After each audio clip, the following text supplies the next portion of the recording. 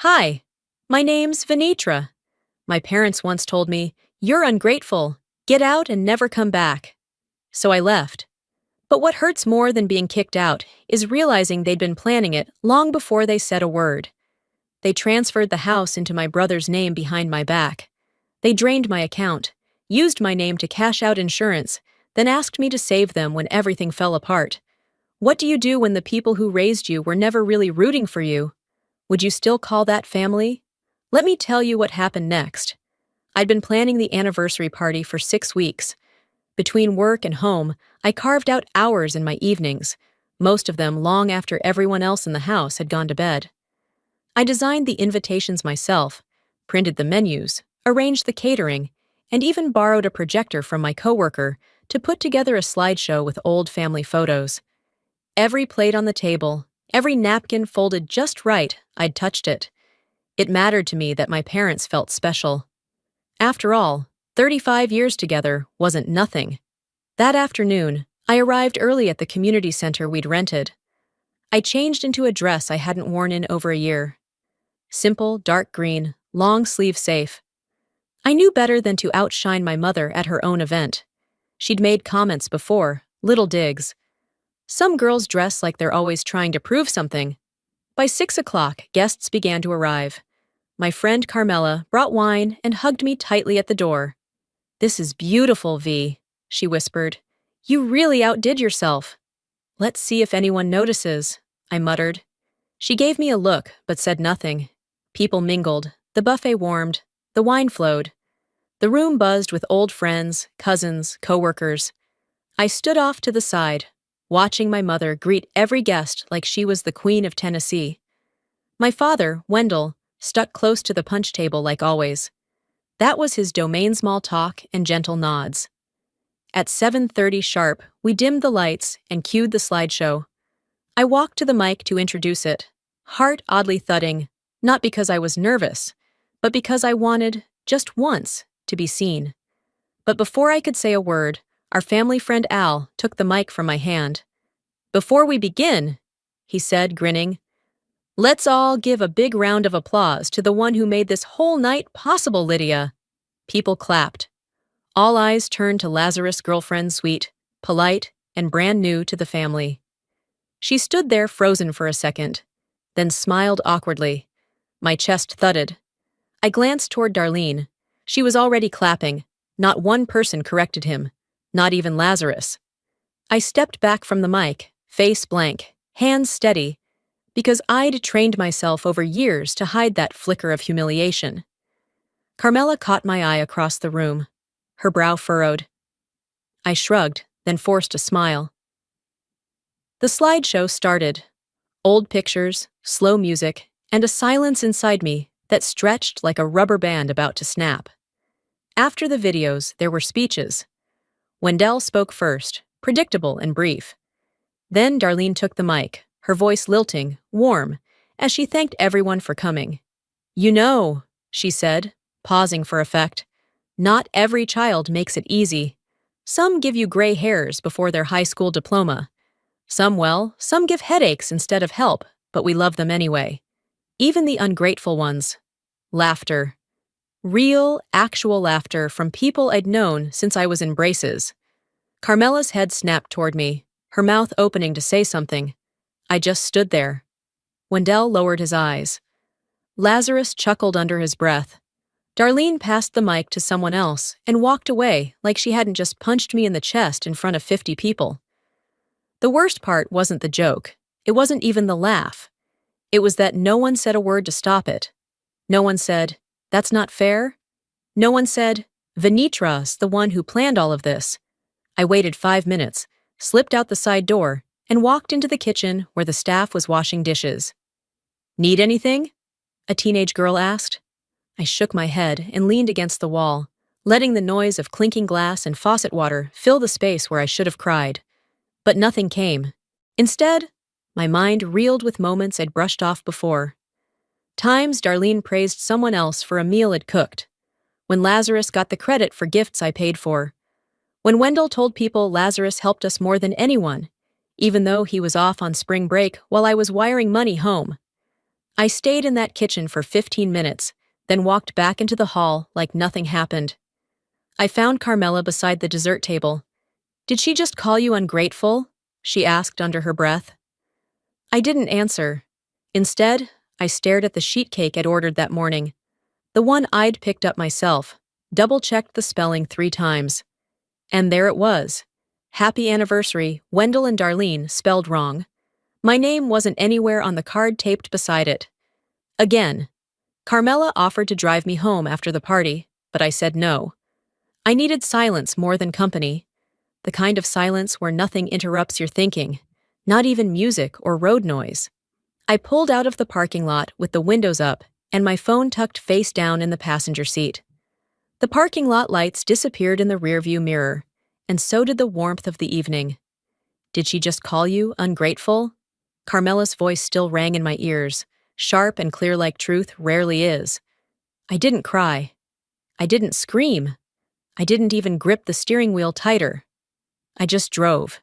And in that space, I realized something that should have hit me years ago. When enough people stay silent after someone slaps you with words, that silence becomes its own kind of answer.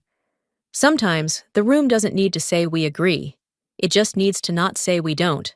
The turn onto my street felt colder than usual. I parked out front, cut the engine, and sat in the dark for a while.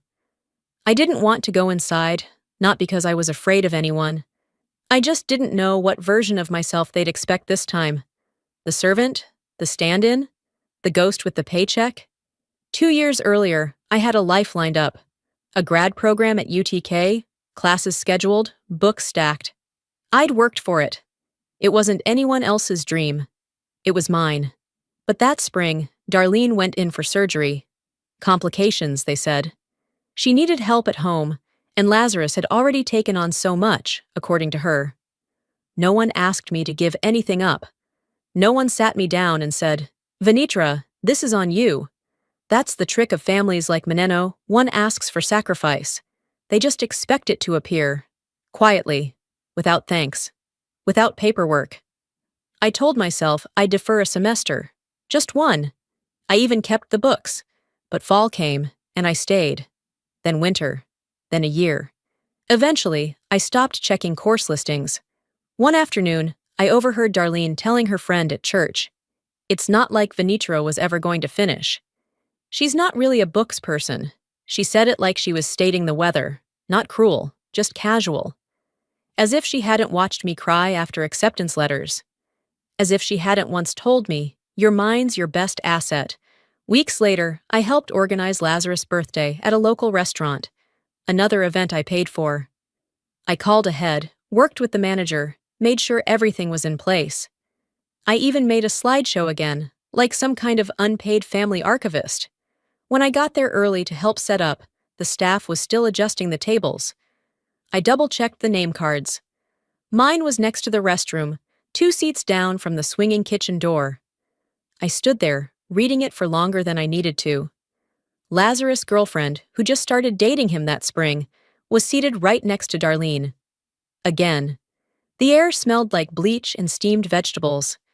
It clung to my clothes for the rest of the night. No one noticed where I sat. Not a single person said, "Hey, maybe switch seats." I poured myself water, chewed through dry chicken, and laughed at the right moments. The jokes weren't funny. But I've learned people don't remember what you laughed at. They just remember that you smiled. There's a certain weight you carry when you realize you've been written out of the family narrative, but they still expect you to foot the bill. Lazarus textbooks? I covered them, said it was a graduation gift. The car repairs when Darlene's SUV broke down on I-40? I paid for the tow and the fix. Wendell thanked me by saying, "It's nice to see Lazarus stepping up," because he called AAA. The grocery bills? I had a standing auto draft every 1st and 15th, even when I was eating leftovers in the break room at work. They used my name when it was convenient. Venetra got the contractor discount, or Venetra knows someone at the pharmacy. But I wasn't in the family photos, the group chats, or the stories they told at dinner. I wasn't the golden child. I wasn't even the helpful one. I was a utility. Driving home from that party, I passed the UTK campus. The main building was lit up, and a giant billboard hung across the side. Your future starts here. I slowed as I drove by, not to look at the students or the lights, just to see how it felt now, like standing outside your own house and realizing someone else lives there. I whispered, to no one in particular, "Mine ended here." The billboard disappeared in my rearview mirror, but the ache in my chest didn't. I made it home a little after 10. The house was quiet, too quiet, like everyone had agreed not to speak, just in case words might force us to acknowledge what had happened. I didn't turn on any lights, just went straight to my room, slipped off my shoes, and sat on the edge of my bed for a long time. I could still hear my mother's voice from earlier, bright, rehearsed, even the ungrateful ones. The next morning, I woke early to finish a few things for work. Taxes were coming up, and my accountant needed the breakdown of the mortgage payments I'd been making. I pulled up the family account, sorted the documents, and made a quick call to the mortgage office for the updated annual summary. I gave them my name. Then the line went silent for a beat. "Mom, sorry, but you're not listed on this property. We can't release those documents to you." I blinked. "That's not right. I've been making payments for over a year." "Well," the woman said, still polite, "you'd have to speak with one of the legal owners. The deed lists only two names, Wendell and Lazarus Hayes." I ended the call, heart racing in that dull, crawling way that anxiety does when you realize something's been happening behind your back. I opened the Knox County Property Records site and searched the address. There it was. The transfer had gone through 8 months ago. I stared at the screen, trying to remember if there'd been any discussion, any mention of this happening. But there hadn't. Last spring, we remodeled the kitchen. It had been a big deal. The old cabinets were falling apart, the plumbing leaked under the sink, and Darlene said it was time to finally have a home we're proud to host in.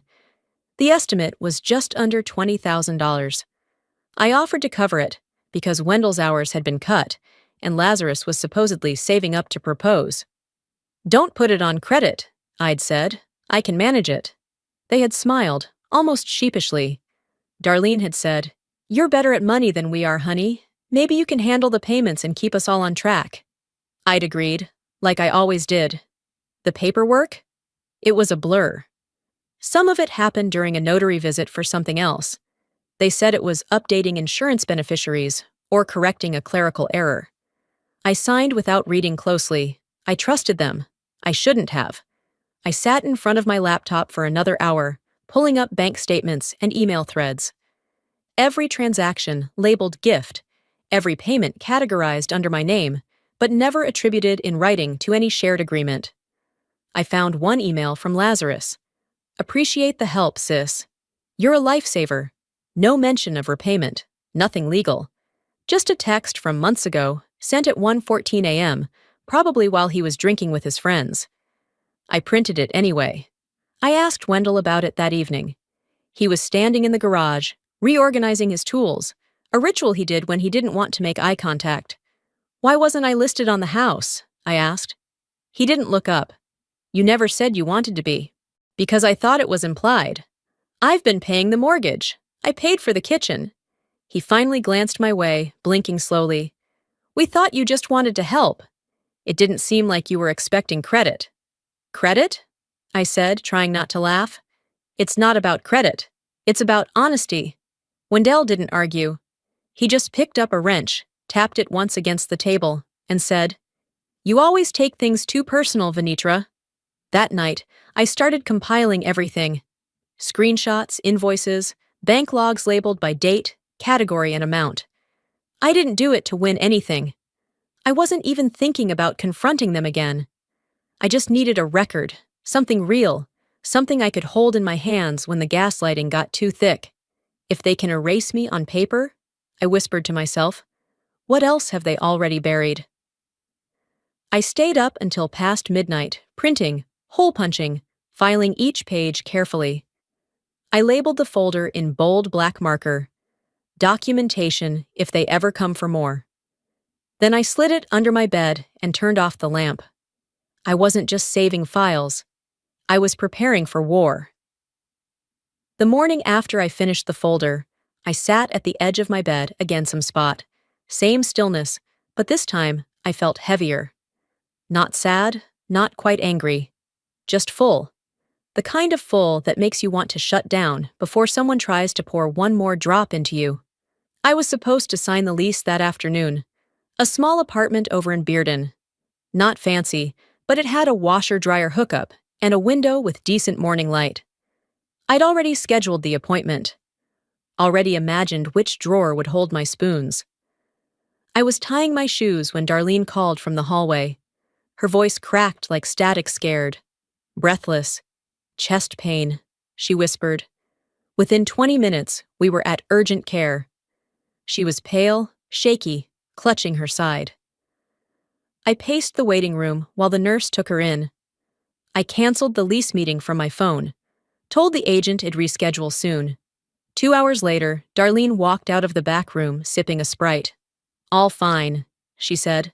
Just a panic attack, they think. Must have been the heat. That night, I made her soup, propped her up with pillows, refilled her water without her asking. Weeks later, our neighbor Cheryl stopped by while I was watering the front steps.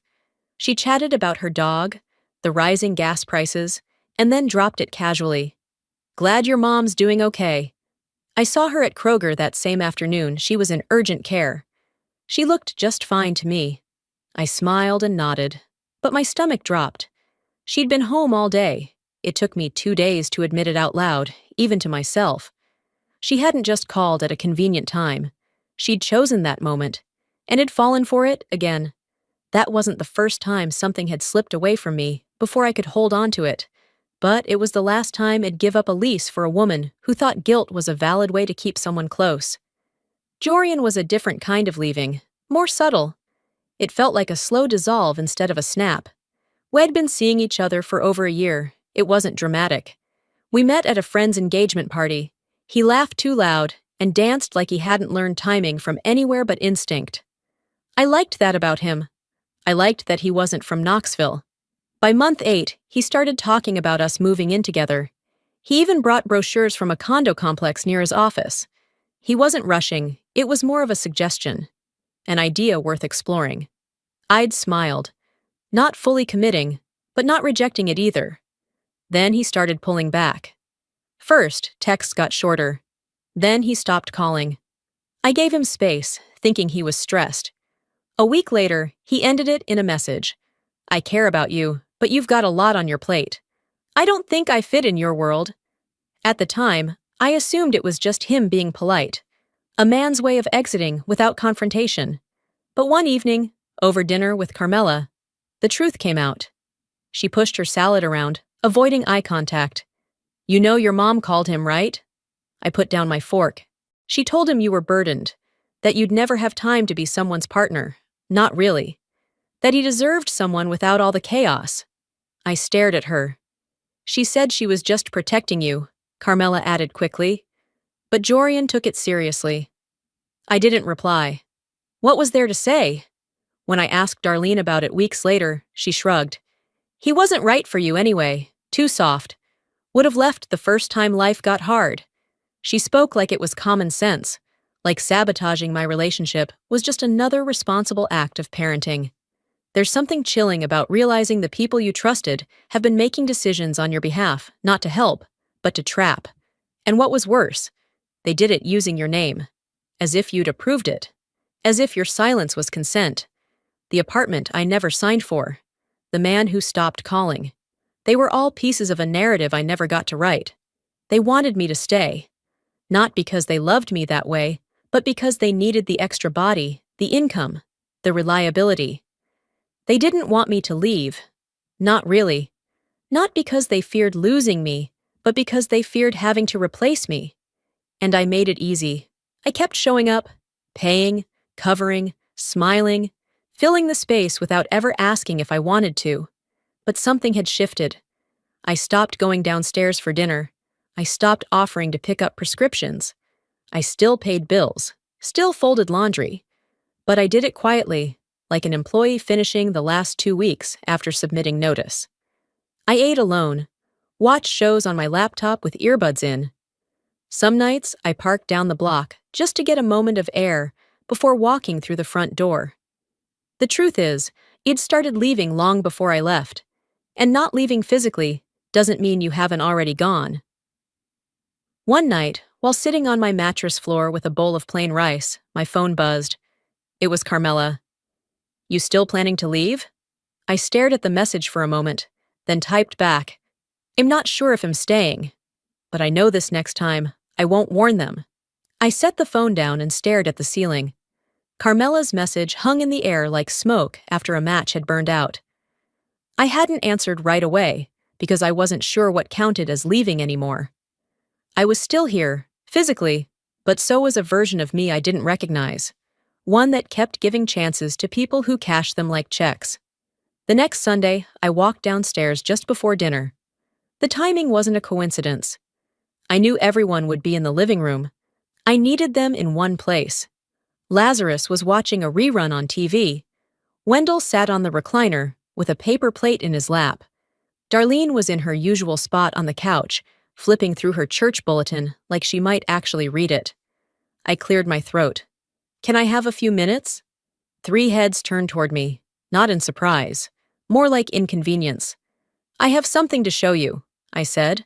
I walked over to the TV stand, unplugged the HDMI from the cable box, and connected my laptop. On the screen appeared a paused frame. Darlene, sitting at the kitchen table 6 months ago, thanking me for covering her medical copay and for always putting the family first. I pressed play. No one interrupted. The video lasted 43 seconds.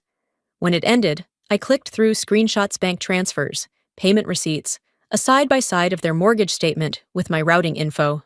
Silence. Then Darlene laughed softly. "Anyone can edit a video, Venetra." I blinked. She leaned back, arms crossed. "I mean, it's sweet that you care this much, but you're making it a bigger deal than it is." Lazarus didn't say a word. His eyes didn't leave the floor.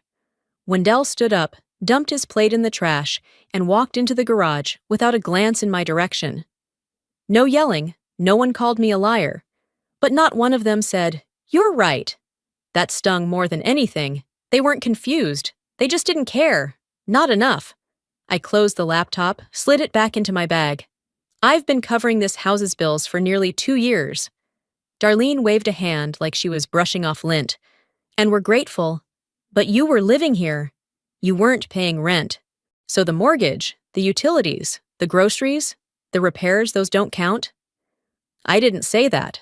But you didn't say they did either." I walked upstairs without another word. That night, after brushing my teeth, I opened the banking app on my phone to review upcoming transfers. Something looked off. The checking account jointly held between me and Darlene, set up back when I thought trust could be legal, was down to $2.43. Yesterday, it had over $4,800, and had just paid all the household bills. I sat down on my bed, opened the transaction history. Withdrawal, $4,168.75. Authorized by secondary holder. I called the bank. The man on the line was polite, almost robotic. Because the account is joint and both parties have access, the transaction is considered valid. But I didn't authorize it. I understand, Mom. But she did. That was the moment the rage stopped being theoretical. It turned solid, like something I could feel settle behind my ribcage. I texted Carmela. "They think I'll take this quietly. I won't." Then I got to work. Not with anger, not with threats, just steps. I froze the account, canceled the auto payments, changed the passwords on every digital file. I wasn't looking to hurt them, but it'd be damned if I let them rob me twice, once in money, again in silence.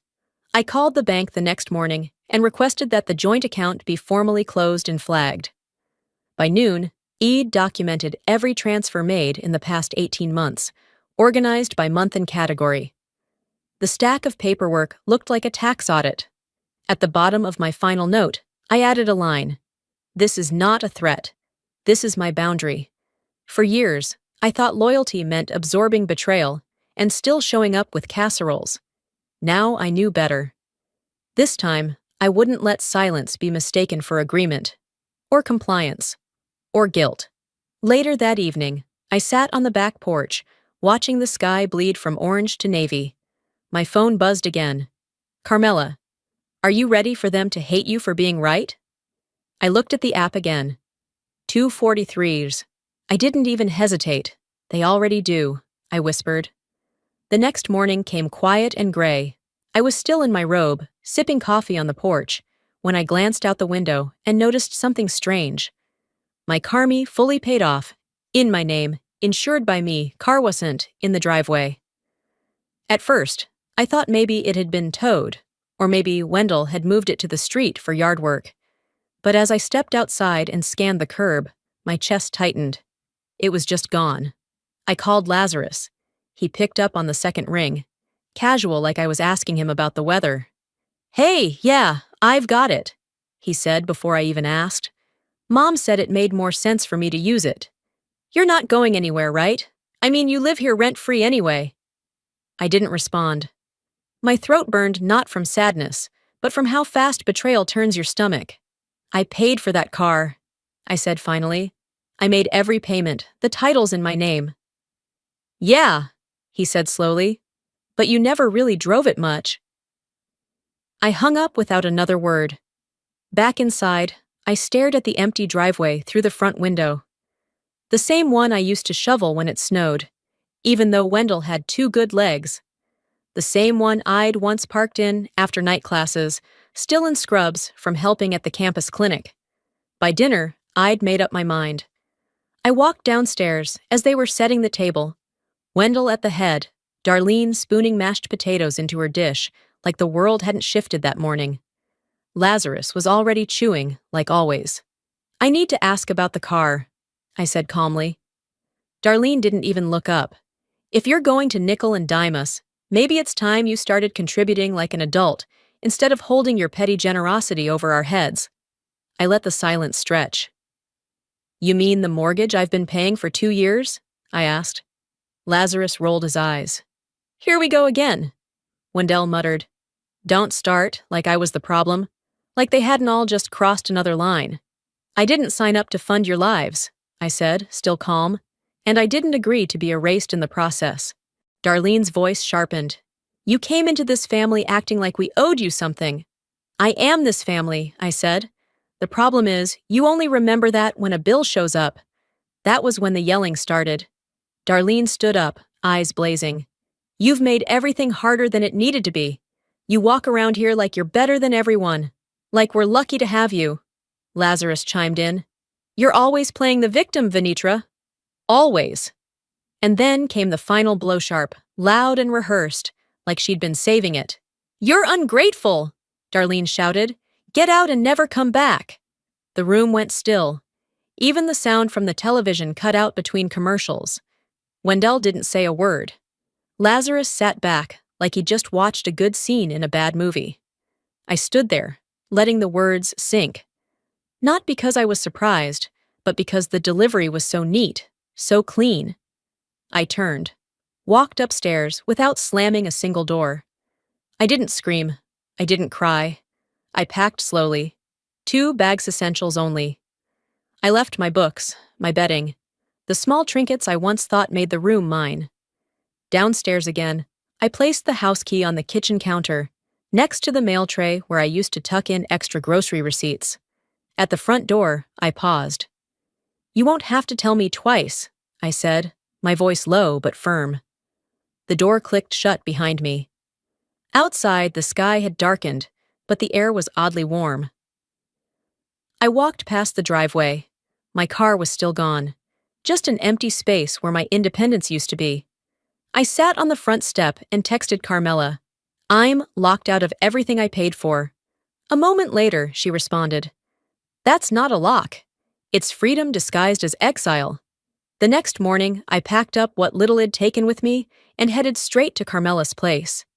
She opened the door in sweats and a silk bonnet, handed me a mug of lukewarm coffee, and didn't ask a single question. For the first time in weeks, I slept through the night. But by midweek, something changed. Carmela wasn't cold, just different. Her texts were shorter. She started eating dinner in her room. She said she was busy with work, but even when we were in the same space, She was somewhere else. Distant. Careful. By Thursday, I couldn't take it anymore. "Hey," I said gently. "Is something going on?" She hesitated, then set her fork down and looked me in the eye. "Your mom messaged me." My stomach didn't drop like I expected. It just settled lower. "She said you've been unstable lately, that you're lashing out, that maybe I should take a step back, stop enabling your spiral." Her words, not mine. I closed my eyes for a moment. Not to hide, just to catch the breath that had snuck out without permission. Carmela leaned forward. "I didn't believe her, V, but I'd be lying if I said it didn't mess with my head a little." I nodded. "It's okay. I know the playbook by now.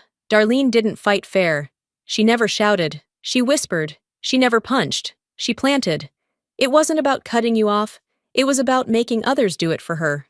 And it worked." I went upstairs and scrolled through my own messages. No apology, no check-in, no attempt at closure. Just silence from the same people who used to call 3 times a day when they needed help with online banking or lost their car keys. Friday morning, I opened my email and saw the subject line, "Concerned about your tone." It was from Aunt Linda, CC'd to 3 other relatives. The email was short and sharp. "We all support your parents. Please don't drag private family matters onto social media. Some of us still believe in keeping things dignified." Someone had screenshotted a quote I'd shared. Not even a rant, just a line that said, "Setting boundaries with toxic people is not cruelty. It's clarity." They turned it into a referendum. A family member I hadn't spoken to in years replied to the thread. "Hard to claim moral high ground when you're acting like a martyr online." No one stood up for me. No one asked if the quote was even about my parents. They just assumed and sided. It felt like they'd drafted a petition and sent it to my inbox. Not to check in. Not to ask what was going on. Just to vote. And I had already been tried in a court where love had long ago turned into loyalty by default. For about 10 minutes, I spiraled. Maybe I was too much. Maybe I was dragging this out. Maybe all the years of help didn't entitle me to speak out now. Maybe I should have just kept it to myself. But then I walked into the kitchen, where Carmela was leaning over the sink, rinsing out her coffee mug. She turned to me and said, "You know what I realized? The only people who get defensive about boundaries are the ones who benefited from you not having any." That hit harder than anything else that week. And it clicked. This wasn't about being wrong or right. It wasn't even about fairness anymore. It was about refusing to shrink just so others could stay comfortable. I stopped checking their replies after that, logged out of social media, deleted the email thread. Then I did the real work. I changed every password, closed every joint account, scrubbed all shared documents off my cloud drive. Anything they still had access to, I took back. Next, I wrote an affidavit. It was a quiet kind of declaration, a simple, factual record of my contributions, financial, logistical, emotional. No rants, no jabs, just facts. I sent it to a lawyer Carmela recommended not to start a lawsuit, but to file it in case they tried to come after me for anything. Not out of anger, out of protection, out of peace. By Sunday night, I sat at her kitchen table with my laptop open. One final email drafted, cursor blinking at the bottom. I reread it twice before hitting send. "Do not contact me unless it is through legal counsel. I am no longer part of this system." I closed the lid. Carmela poured us both a glass of wine. She raised hers toward me like a toast. I didn't clink back. I just said what I meant. Now let's see who really needed whom. I didn't sleep much that night. Not from anxiety, but from the clarity that finally set in. It was strange how peace could keep you wide awake. The apartment was quiet, except for the hum of the fridge and the occasional creak from the ceiling fan above Carmela's living room. I stayed on the couch with a blanket wrapped around my legs, reading and rereading the email I'd just sent, as if freedom had a timestamp. By morning, I was sipping coffee at the kitchen table when my phone buzzed. Unknown number. I almost didn't answer, but something told me to. It was from the insurance office that handled an old family policy. The voice on the line was polite but brisk. "Ms. Hayes, This is just a courtesy confirmation. The settlement payout for claim NAR14827 was processed in full last August and used toward a home renovation. Just letting you know the account is now considered closed. My stomach tensed. I'm sorry, what payout? I asked. It was a secondary disbursement from the Family Injury Protection Plan. The co-listed name was yours, but we received signature confirmation from the other party. There was a long pause. Would you like me to email you the signature on file? I said yes. 30 minutes later, I stared at a scanned document on my screen. My name was there, but the signature wasn't mine. Not exactly. It was copied. The exact shape, the little loop on the T, the curve on the REIT, was the signature it stored in the family medical folder for emergencies. The one I gave Darlene years ago when she couldn't make it to a clinic and I needed to authorize her release papers. She'd used that signature to take the last bit of money that had both our names on it. I didn't cry, but my hands shook as I closed the laptop. The knock came that afternoon. I opened the door expecting a package, maybe a neighbor needing help. Instead, it was a courier holding a pale yellow envelope. No stamp, just my name written in rushed black ink. Inside, a handwritten letter and a printed message from Wendell. We're 3 months behind on the mortgage. The bank is talking foreclosure. Can you help? No greeting, no apology, just a demand disguised as a plea. Underneath, in shakier handwriting, Darlene had added, "We all said things we didn't mean. You know how families are. Things got heated, but that doesn't mean we stop being there for each other." I held the letter like it might catch fire in my hands. They still thought I was the safety net. Still believed it'd bend if they used just the right words. Just enough guilt. I folded the letter back into the envelope and left it on the coffee table. That evening, as Carmela stirred pasta at the stove, I sat quietly on the arm of the couch. My phone buzzed again. Wendell! I let it ring once before picking up. His voice was cautious, like someone trying not to step on thin ice while pretending they didn't know it was frozen. "Maddie," he said, using the nickname only he used. We were all upset. "You know how your mother gets. And you've always been sensitive." I didn't speak. Darlene's voice came through the receiver next, softer than usual, the tone she used with strangers at church. "We didn't mean for things to go this far, baby. You know we love you. We just got frustrated. You've always been strong. We thought you could handle it." That was the moment I cut in. "You didn't want me. You wanted what I gave you. And now that it's gone, you're scrambling." There was silence. "You took the car. You emptied the accounts. You used my name, my savings, my trust. And now you're asking for more?" Wendell sighed. "It's not like that. It's exactly like that." I ended the call. Then I opened my laptop and wrote one last message. To Darlene and Wendell. Subject: Final statement. Attached: a clean, itemized list of every dollar you'd contributed over the last 3 years. Mortgage, utilities, groceries, medical bills. Labeled by date and purpose. At the bottom, I added a single line. For your records. Since you never kept any. Then, below that, this will be the last time I ever carry something that doesn't belong to me. I hit send, closed the laptop, walked over to the window, and opened it wide. Outside, the wind had picked up. The air smelled faintly like cut grass and rain. The tree across the street, the one I'd seen bare in winter, now held tiny green leaves. "They planted nothing," I whispered, "and expected fruit." I stood there a moment longer. I'm planting elsewhere now. The breeze from the open window stayed with me all night. I didn't close it, even after the temperature dropped. Something about letting the air circulate through that apartment made it feel more like mine. I'd lived there for 3 months already, but that night was the first time it really felt like home. I didn't hear from them again. Not a call, not a text. No response to my email, and honestly, I didn't expect one. A week later, I ran into a mutual friend at the grocery store. We exchanged polite smiles over a bin of sweet potatoes. She didn't say much at first, but as I turned to leave, she cleared her throat. By the way, she said softly, your parents, they lost the house. Foreclosure went through. They're in some duplex off Millington now. She said it gently, like she expected me to crumble. But I didn't. I just nodded. Thanks, I replied. It wasn't vindication. It wasn't satisfying. It just was. I learned through bits and pieces after that Lazarus had dropped out of grad school. He was back home for a while, then moved in with someone new, taking a job coaching Little League in the next county. Darlene and Wendell kept their heads down. No lawsuits, no apologies. Just a slow retreat from the life they once held so tightly.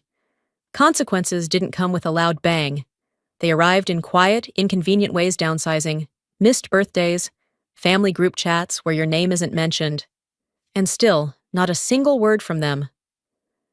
I moved to Nashville that summer. The new job wasn't glamorous, but it was mine. I managed accounts for a nonprofit that helped seniors with estate planning. Irony wasn't lost on me, but there was something grounding about helping people put their lives in order when mine had been picked apart piece by piece. My apartment was tiny, second-floor walk-up, windows that stuck when it rained. But every item in that space was chosen by me. Not donated, not leftover, not borrowed. I thrifted furniture on weekends, painted a used dresser seafoam green. My couch had a sag in the middle, but I didn't mind. It cradled me at the end of long days. I started a small garden on the balcony.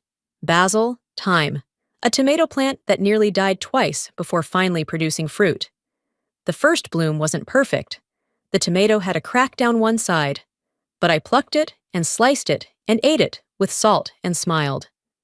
I've stopped calling it starting over, I told Carmela one evening. It's not over. It's just mine now. She stayed my closest anchor through it all. Never once made me feel like I had to earn my space. Never flinched, even after everything my family tried to wedge between us. Jorian emailed me 2 months after I moved. Just a line and a half. I should have asked for your truth instead of assuming theirs. I'm sorry. I didn't reply, but I didn't delete it either. I didn't hate him. I didn't want to go back, but that message mattered more than he probably knew.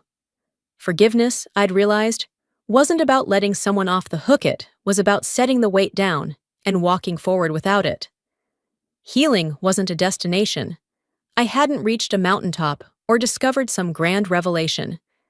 I still flinched when I saw family cars that looked like theirs. Still paused before opening holiday emails. Still wondered, sometimes, if it'd done too much. Or not enough. But the difference now? I didn't live inside those questions anymore. Some wounds don't scab cleanly. Some remain as quiet ridges beneath the skin, unseen by others, but known to you. And that's okay. I no longer waited to be loved the way I deserved by people who'd proven they didn't know how. And I didn't need to explain why I'd left, or why I never looked back. It was enough that I did. One morning, I sat on the floor of my apartment with a mug of coffee and my legs tucked beneath me. Sunlight spilled through the window. The air was warm again. Outside, my balcony garden had its first bloom of the season, one clean, full tomato clinging to the vine like it knew it belonged. I looked at it for a while, then whispered, "You said I was ungrateful, but I've never been more grateful to finally have myself." Sometimes walking away isn't weakness. It's the strongest thing you'll ever do. I used to think being a good daughter meant staying silent, giving more, and asking for nothing in return. But I've learned that love without respect isn't love, it's control dressed up in family ties. If you're watching this and you've ever felt erased in your own home, if you've ever been told that speaking up makes you selfish, I want you to know, your boundaries are not betrayal. Your story matters, even if they never acknowledge it. I didn't leave to punish anyone. I left to protect myself. And in doing so, I found peace, not because everything is perfect now, but because it's mine, my life, my voice, my terms. What about you? Have you ever been made to feel guilty for standing up for yourself, especially by the people who were supposed to love you unconditionally? I'd really love to hear your thoughts. Share your experience in the comments, or just type 1 if this story hit home. And tell me, where are you watching from today? If this video touched you, if it stirred something inside you, please hit the like button, leave a comment, and don't forget to subscribe to this channel. We're building a community, here one story at a time. And trust me, the next one might be the one that saves someone's voice.